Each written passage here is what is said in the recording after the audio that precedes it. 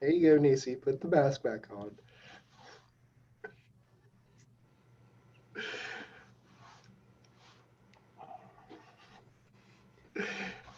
All right, guys. Happy Election Day to everybody. And don't stay up too late watching the results tonight. I feel like I have to say that to everybody because it's going to be going on for a while tonight, I think. But Dr. Winning's joining us today to go over some stuff. Hello, NICU. And we'll go ahead and turn it over to him to get started. So, Dr. Winning, go ahead and take it away. All right. Good morning, everybody. Hope everybody's well. As you guys probably know, anybody who's been in my lecture before, Zoom is not my idea of teaching. So this is going to be kind of interesting. This is my first one, so bear with me. We tend to break the rules a little bit in the Department of Emergency Medicine. So let me try to share my screen with you and see what's going on here. All right, everybody can see that? Yep, you're good. Okay. All right, so we're going to talk about designer drugs of abuse today as part of your altered mental status week. Unfortunately, there are some things that are quote unquote legal for kids and for even adults to get their hands on. And so I just kind of give you an idea of some of the toxidromes that you can see with some of these designer drugs. So we're going to talk about those. We're going to talk about their toxidromes. We're going to talk about how to treat them. And the vast majority of them are treated the exact same way, which is just 100% supportive care. And no matter what, the answer is always pretty much going to be benzodiazepines. So benzos are going to be your friend, basically, for just about every single thing that you can see. And even sometimes with unknown ingestions like the one we had yesterday, benzos are going to be your friend, basically for stabilization purposes.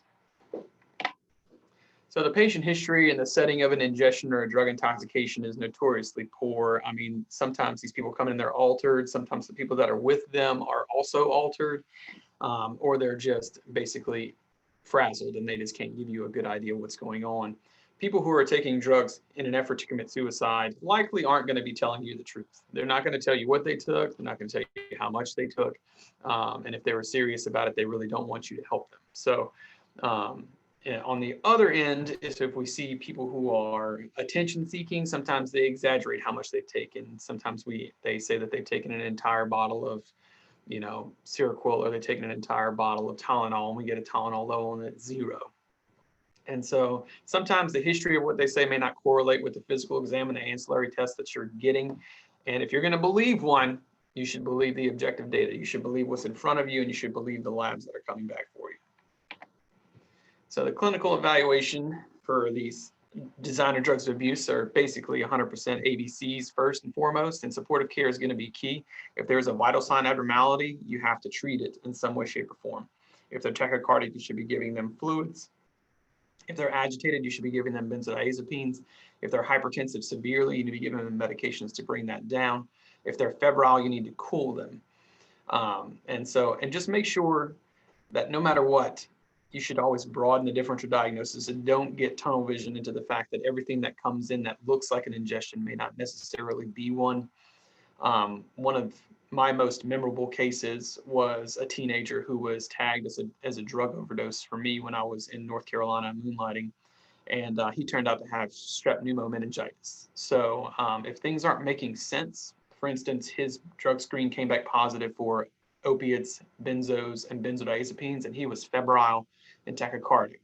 So none of the drugs that he was showing me signs of, he didn't meet the toxidrome for that. So if it's not making sense, then please broaden your differential diagnosis.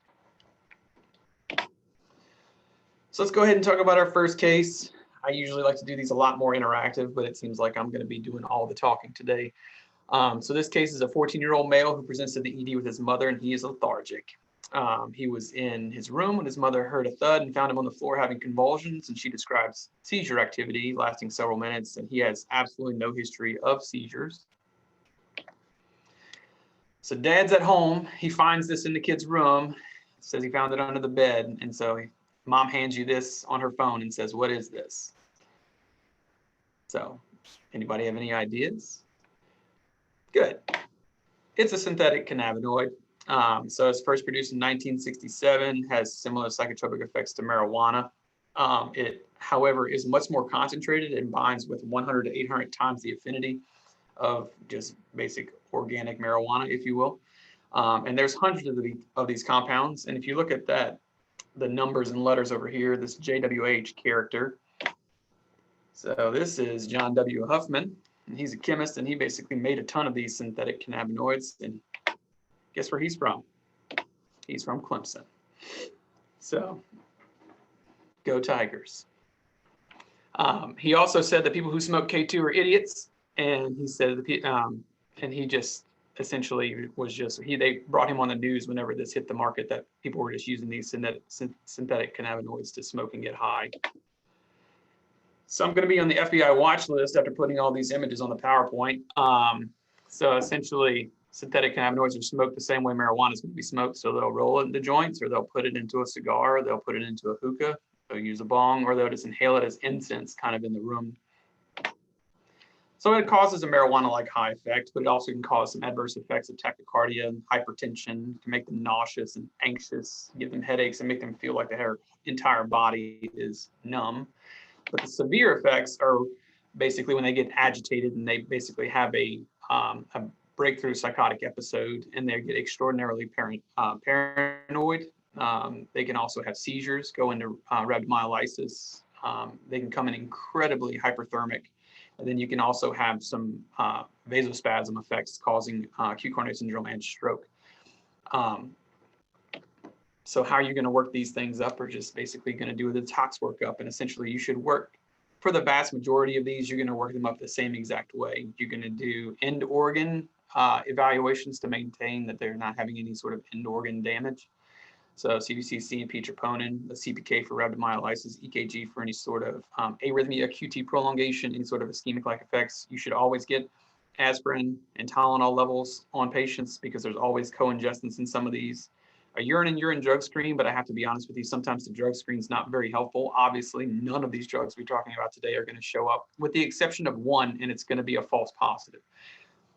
There's also been a new development in the world of synthetic cannabinoid workup, and that's going to be getting coags. And because of this study published in JAMA 2018, they had 150 patients who showed up into Illinois emergency departments with bleeding diathesis, and they were basically linking them back to synthetic cannabinoid use.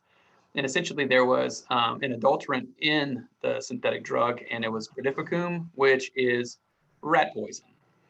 And so anybody know the treatment for rat poison? So if it's a superwarfarin, usually your treatment is going to be vitamin K and FFP. So if you have somebody who comes in who has some sort of easy bruising, some easy bleeding, anything like that, and you're concerned about ingestion, it's always good to get coags just to make sure that they don't have anything like this. Haven't seen that on the news recently, but like I said, that was a couple of years ago. So always good to remember. What is the treatment for synthetic cannabinoids? It is 100% supportive. Like I said, you're going to give them IV fluids. Typically, all these people are going to be dry, and you're worried about rhabdo, so you're going to start bolusing them until you get CPK back. You're going to need to sedate them if you need to. If they're agitated, give them benzos. If they're having seizures, you need to give them benzos. And if they have end organ damage present, you need to treat that as well. Any questions about synthetic cannabinoids before we move on to our next case? So essentially, same marijuana-like high effects, but there have been cases of drug-induced psychosis. And in fact, people who have a propensity for developing a mental health disease, sometimes this drug can actually be what makes them have their psychotic break. All right, we'll go on to the next case. So case 2 is going to be Vanilla Sky. 17-year-old presents to the ED after ingestion of that substance, and they come back and he is agitated and he is just paranoid, and his pupils are gigantic, 7 millimeters. His heart rate's 136. He's febrile at 102. He's very hypertensive at 195 or 110. He's sweating like crazy, and he's paranoid, and he thinks the man is after him. So just looking at this from a toxidrome standpoint, so he is tachycardic, he's febrile, he's hypertensive, he has dilated pupils, and he's agitated and sweating. Anybody have any ideas of what toxidrome that would be? Of course you do. It's a sympathomimetic, right? So Anything that's going to drive everything up is going to be a sympathomimetic, kind of in the same way like methamphetamines would do. So this is bath salts. This is synthetic cathinones, if you don't know the actual term for that. And so it's also known as, there's a ton of different names for it. It's derived from the cat plant. And so a lot of the names come from the cat plant. And what it contains is mephedrone or MDPV, and they are sympathomimetic agents. It was developed in the 1920s, and doses range from a few milligrams to 1 gram, but honestly, people have no idea what's in those bags, so you don't really know how much they take when they're taking it.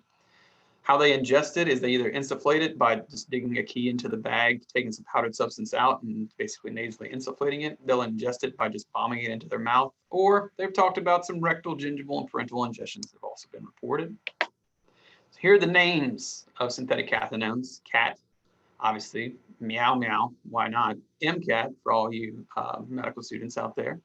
Ivory Wave, Vanilla Sky, Cloud 9, Explosion, White Lightning, Bubbles, and my personal favorite, Charlie Sheen. I mean, not personally favorite as far as ingesting is concerned, not that crazy. I mean, I am crazy, but I'm not that crazy. So signs and symptoms of bath salts are going to be, they're just agitated, tachycardic. They'll have delusions, paranoia, and hallucinations. And sometimes they'll just have seizures. They'll be really, really hypertensive. They'll be really mydriatic, so they'll have giant, large pupils. Sometimes their pressure can get so high they actually can have a spontaneous intracranial hemorrhage. Obviously, rhabdomyolysis is also a problem, which can lead to renal failure. So the synthetic cathinone workup is going to be basically the same: EKG, CPK for rhabdo, checking electrolytes, renal function, liver panel, cardiac enzymes, and a CT head if the patient is altered enough to where you're concerned about it if clinically indicated. The vast majority of patients who come in, if they have a depressed mental status, should get, that's Prisma Health letting me know that there's probably 45 holds in the emergency department. So people who have a depressed mental status, if they come in, you don't know, you should always probably get a CT scan of their head as quickly as possible just to take that off of the differential. I don't know if you guys saw this news. This was probably, I don't know, 4 or 5 years ago now, but this guy right here was in Miami on a causeway, and he attacked people, and it was found that he actually was high on synthetic cathinones, and they called him the Miami Zombie because he was actively ingesting humans. Sorry for that. All right, treatment of synthetic cathinones. It's basically the same as a sympathomimetic agent, which is just going to be benzos, and then more benzos. And if they still need hypertensive treatment after the benzos, then you start either nitroglycerin drip or nipride. You should always cool these people. You really need to kind of calm down their system. It's a little bit in overdrive. Unfortunately, what happens a lot, especially in the adult side, is these people just have an agitated delirium, and it's just they just can't understand the fact that they need to calm down, and so these people get restrained, sometimes forcefully, sometimes with multiple people, and they get asphyxiated because they're literally being restrained to the point of suffocation. And so what I normally like to do is get control of it chemically as quickly as possible. And so ketamine is something that we use downstairs for people who have severe agitated delirium, and you just give them 400 milligrams IM one time. And after that, you can start working on, giving them their benzos and getting them in restraints and stuff like that. But I have literally watched a person go into cardiopulmonary arrest from being restrained by multiple security guards. So as a bonus, what prescription drug today is actually a cathinone that we prescribe? Now, we don't prescribe it. I mean, you guys don't prescribe it that often, but you may see it. But this is more of an adult drug, and it's Wellbutrin, which is used to treat depression. Our next case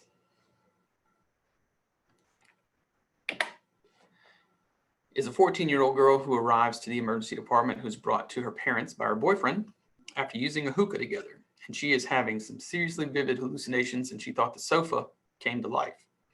She's very kind of depressed from a mental status standpoint, and she has slow speech, but she's not really impressive on her physical exam, and her vital signs are otherwise stable. So the boyfriend he brought this with him and says this is what they were smoking in the hookah.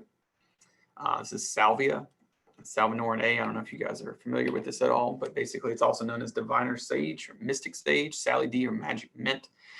And all these PhD people, just beware of all these PhD people. All they do is sit in labs all day long making drugs. I'm just telling you, that's what happens. So who is that? Well, this is our All-American girl, Miley Cyrus, right here. And she actually wrote a song or did something about salvia. I can't remember exactly what she said, but supposedly there's salvia in that hookah right, or that bong, or I don't even know what that is, to be honest with you. I mean, I'm not really in the know when it comes to drug paraphernalia. So that's her. This is also another famous user. This is Jared Lee Loughner. This is the gentleman who decided to attempt to assassinate Gabby Giffords, who is the U.S. Congresswoman in Arizona. And he was known to use the potent legal hallucinogen. So what is salvia? Salvia is derived from the plant Salvia divinorum, and it's growing in popularity, and the internet is largely to thank because, you know, people are just searching how to get high and how to get high with legal drugs. And in 2003, the DEA placed salvia on its list of drugs of concern, and now it's a Schedule I in the state of South Carolina.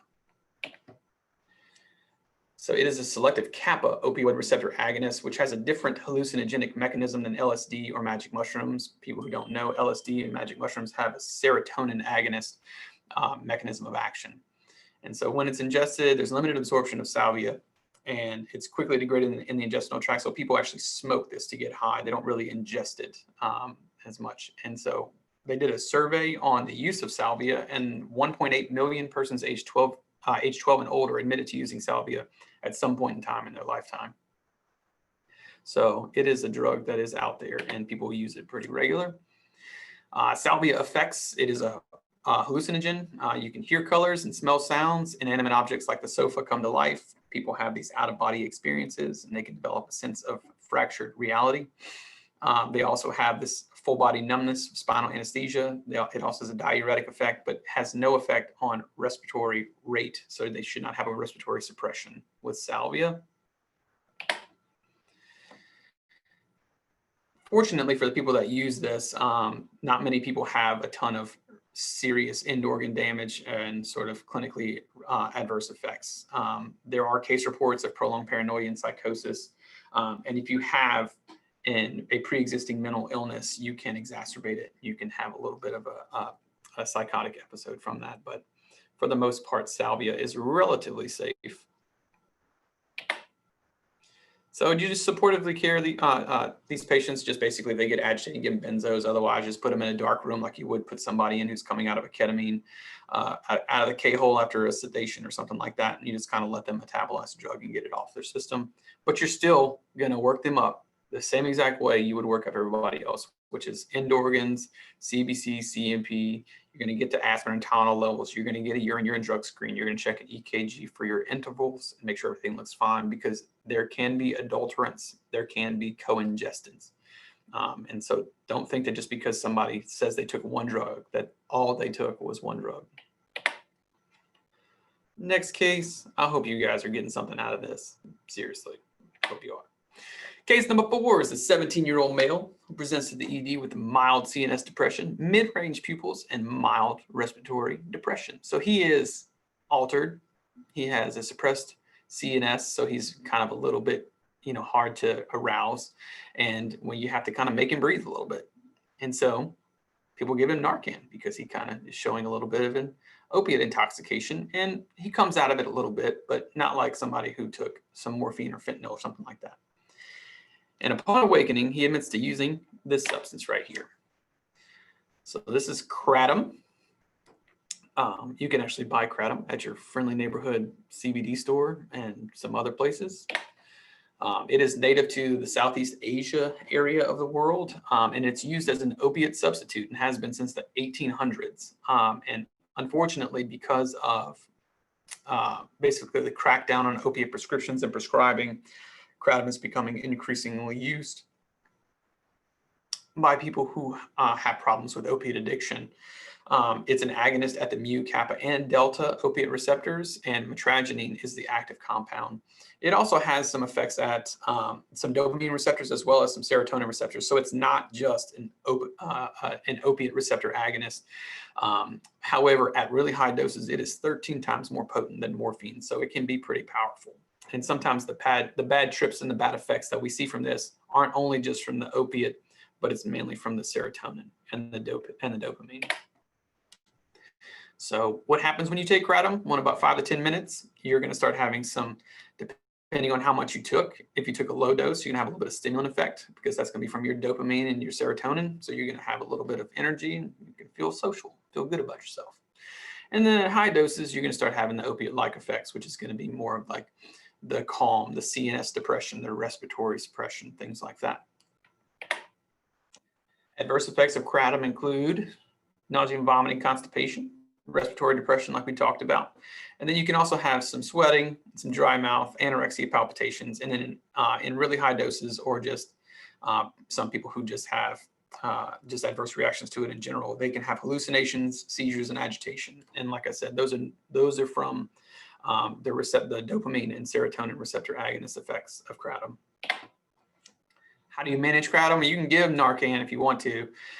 It may reverse some of the symptoms, but it's not going to take them all the way out like a true opiate overdose would. If they truly have respiratory depression to the point to where you feel like they're going to lose their airway, just take their airway away. If they're having seizures, benzodiazepines, and then supportive care measures, which is just IV fluids, low stimulation, and just time. And the most serious kratom adverse effects are probably secondary to co-ingestants. There's a drug known as Krypton out there, which is a combination of kratom and tramadol. And tramadol can cause seizures at high doses. And so there's some, like I said before, whenever you're working somebody up for an ingestion, you have no idea what they took, and it could be potentially one of these designer drugs. Just be aware that there could potentially be more than one drug on board, and there more than likely is more than one drug on board. So a new development in kratom, there was a multi-state outbreak of salmonella linked to kratom products. I don't know if that's what's going on around here right now, but I don't know about you guys, but salmonella is here, and it is like rampant. It's crazy. Any questions about kratom before we move on to the Skittles case? No? Okay. So we have a 15-year-old girl. She took 24 Skittles during a sleepover at her friend's house, and she became agitated, started hallucinating, so her friends called 911. Do Skittles do this? No, I don't think so. So she gets to the ER, and her heart rate's 150, and she's hypertensive, and she has a low-grade fever, and she has dilated pupils, and she has nystagmus, and she seizes soon after arrival. Now, for the most part, you're looking at this from a toxidrome standpoint, and you're like tachycardia, hypertension, fever, sympathomimetic. Those are the things you add sweating to this, and this is a sympathomimetic ingestion, right? And so you're automatically thinking, where are my benzos? And then she starts seizing, and it makes it easy for you because you're going to give her benzos anyway. The nystagmus, though, is a little bit of a key that something else could potentially be going on. So you're an expert. You know exactly what to do for this case. You check labs, CBC and CMP are fine. Check urine pregnancy test, urine drug screen, they're all fine. Aspirin Tylenol levels undetectable. EKG shows a mildly elongated or prolonged QT interval. Her CT scan of her head is negative, and her UDS is positive for PCP. Now, do you think this 15-year-old girl got a hold of PCP? Does anybody know of a drug that can potentially cause a false positive for PCP? Maybe. Any ideas? I'm going to give you some ideas, okay? And the last one's going to give it away. And the first one may give it away for some of you. Triple C's, Orange Crush, Vitamin D, Robotrippin, Skittles, and Dexing. Now, everybody knows what it is now because I said Dexing, right? So it's dextromethorphan, which is found in all of your friendly over-the-counter cough medicine preparations, including Robitussin and Coricidin. Those for Coricidin is, of course, if you have hypertension, you should, use the Coricidin instead. Triaminic and Zicam. So dextromethorphan causes the clinical effects of euphoria. Basically, it is an over-counter way for kids to get high. But in big ingestions, you can have some vomiting and tachycardia, and then you can actually have seizures and coma. The problem with this is that people just grab whatever they can. They get when they get to the drugstore, and they grab not just dextromethorphan. They grab Benadryl Allergy, which has dextromethorphan and an antihistamine in it. Or they grab a decongestant like Sudafed, or they grab Tylenol, they grab a Tylenol cold and cough or something like that. And so all of a sudden you have all of these co-ingestants, and it's not just dextromethorphan. So that's why it's really important to understand that when you're working these things up, if things aren't really making sense, there could be a potential of more than one drug on board. And this is why we kind of order the aspirin and the Tylenol level on 100% of all of these patients who are undifferentiated ingestions.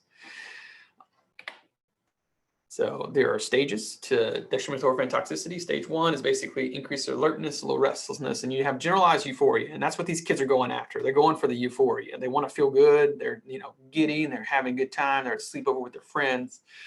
But then you get to stage 2, and then somebody takes a little too much of the sipping of the syrup, and they start getting some weird auditory and visual sensations, and they start hallucinating.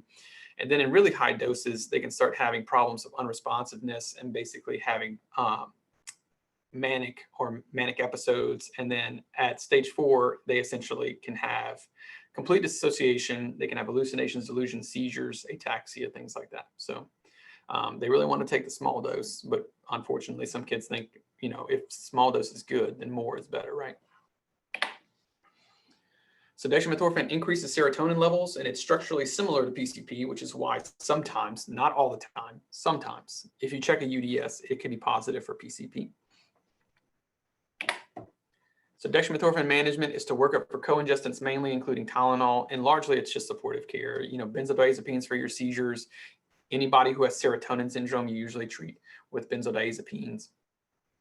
I know cyproheptadine is technically the antidote for serotonin syndrome, but we don't necessarily use that all the time. And then for agitation, we give benzodiazepines. And if they're febrile, please cool them off. Okay, you really need to kind of slow down that hypermetabolic state in the setting of most ingestions, including dextromethorphan. And the most recent case that I had, I am blowing through this lecture, y'all. And the reason why is because I can't interact with you at all. Is a 15-year-old male who presents with nausea, vomiting, and hallucinations. And mom searched his room and didn't find anything. And literally, I saw this kid 2 weeks ago, maybe. And mom found that in his room. And she was like, I found some nutmeg in his room. I'm like, nutmeg? What? I mean, please, anybody, has anybody ever heard of nutmeg being used as a designer drug of abuse? Anybody? No? Bueller?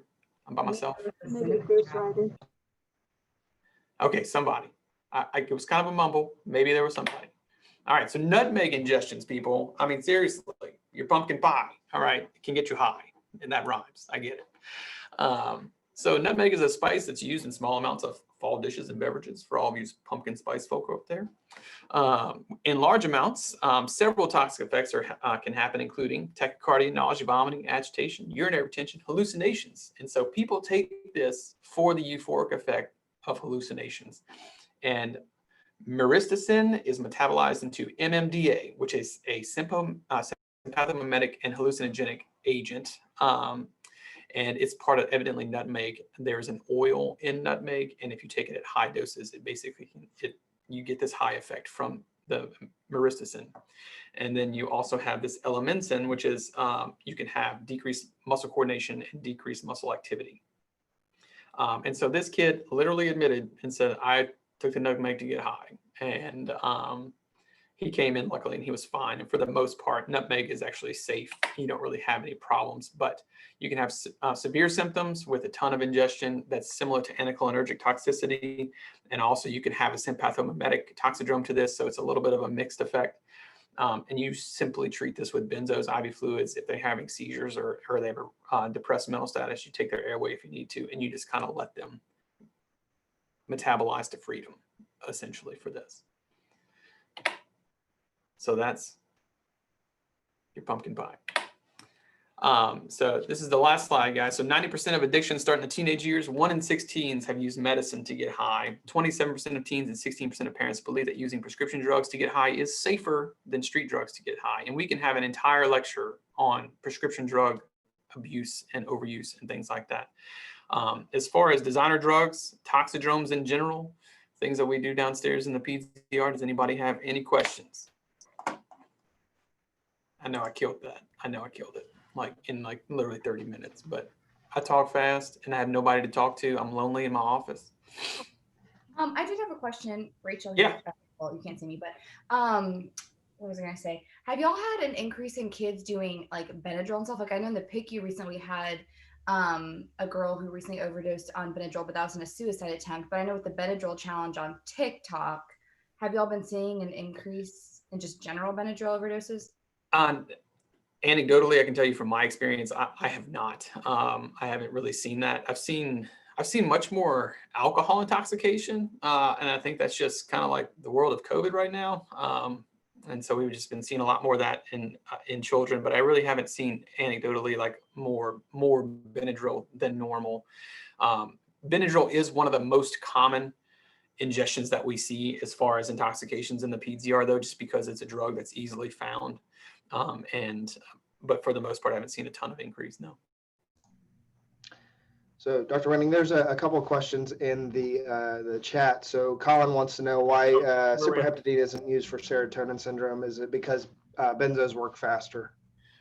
So, cyproheptadine is a PO drug, first and foremost, and so a lot of these people, if they're truly altered and kind of out of whack, it's only available in oral formulation. So we don't necessarily give it that. Benzodiazepines are also much, like he says, much quicker in onset, and we can get a lot better control of serotonin syndrome with benzodiazepine use. And if you talk to Will Richardson or Hardison about it, that's basically what they tell us, is that, I mean, you can give it, but it's not going to be the drug that's going to help you the fastest.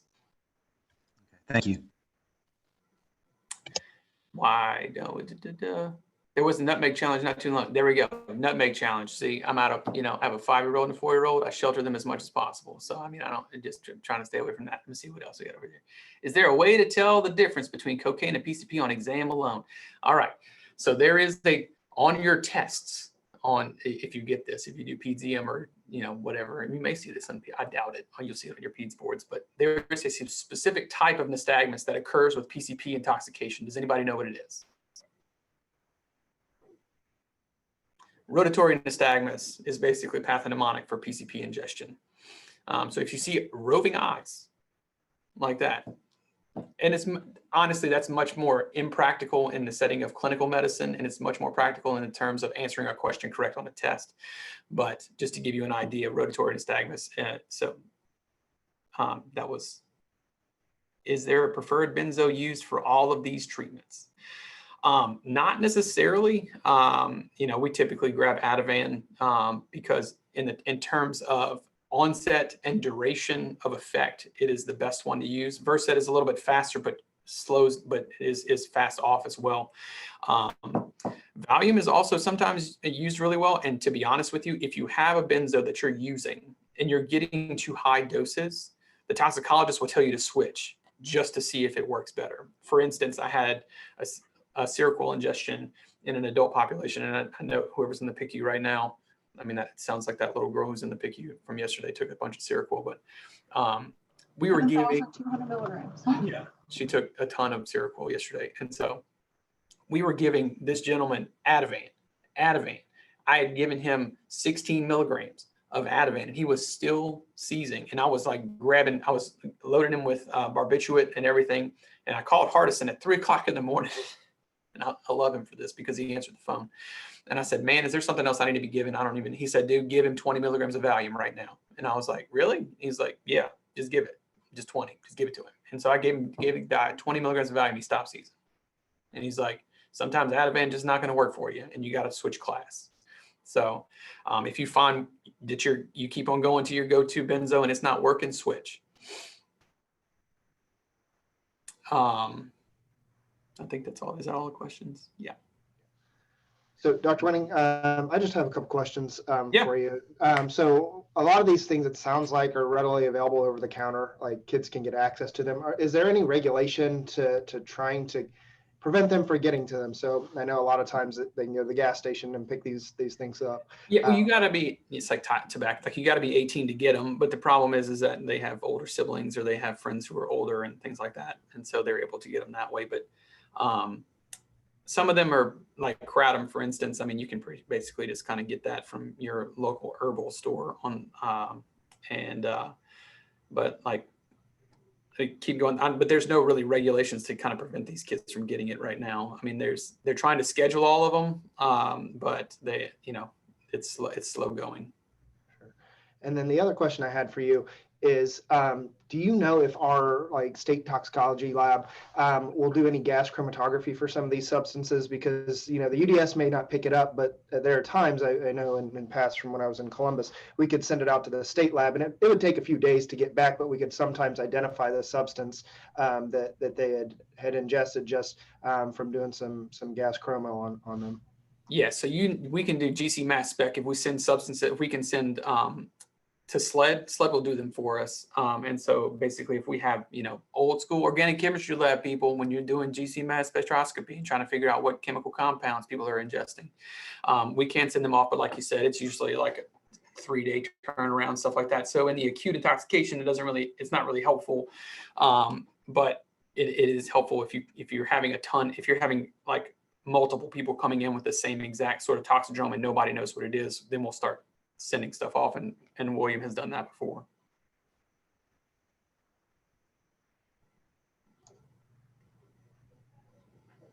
Question? All right. Anybody else with questions?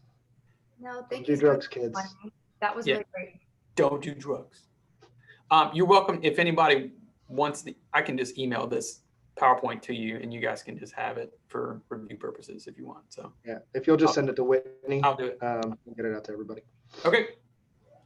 Have a great day, everybody. Thanks, guys.